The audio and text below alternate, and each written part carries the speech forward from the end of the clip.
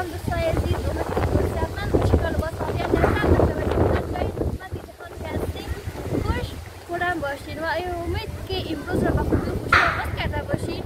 ما ظریف شریفی با فامیلم امروز یک از پارک آمدیم به خاطر تماشای هوا.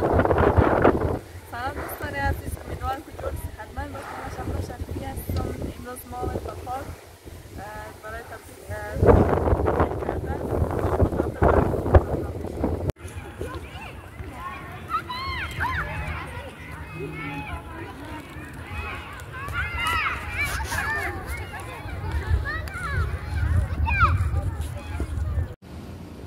قومای عزیز، بله شما یک زمزمه میکنم، امیدوارم که تا آخر گوش کنید.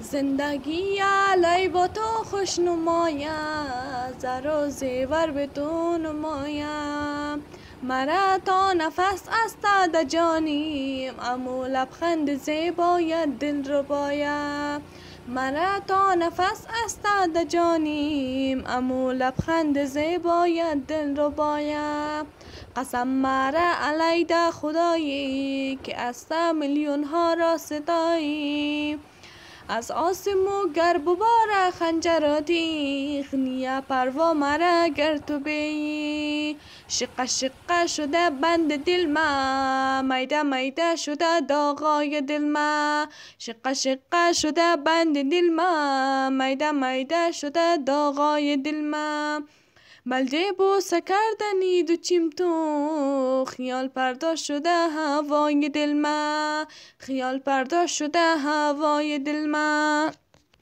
بباره خنجر تیغ، نیا پروا مرا گر تو بی، شقه شقه شده بند دل ما، میده میده شده داغای دل ما، شقه شقه شده بند دل ما، میده میده شده داغای دل ما، ملجه بوسه کردنی دو چیم تو، خیال پرداز شده هوای دل ما، خیال پرداز شده هوای دل ما.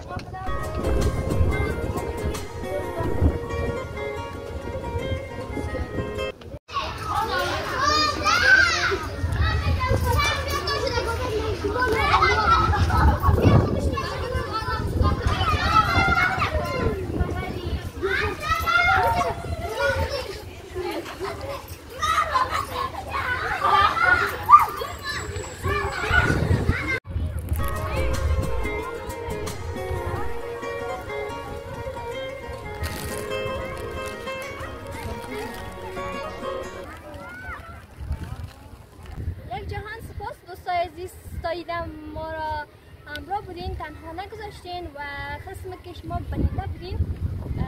بعضی سرگرمی ها هم داشتیم و تعداد زیادی از خانوما بانوان اینجا آمدن به خاطر سرگرمی خود. خانمای من از پخش تشکر کنم تا این دقیقه که از ما بودید. یاش منارم چینل از ما لایک شیر سابسکرایب و نظرات نیکتان با ما شریک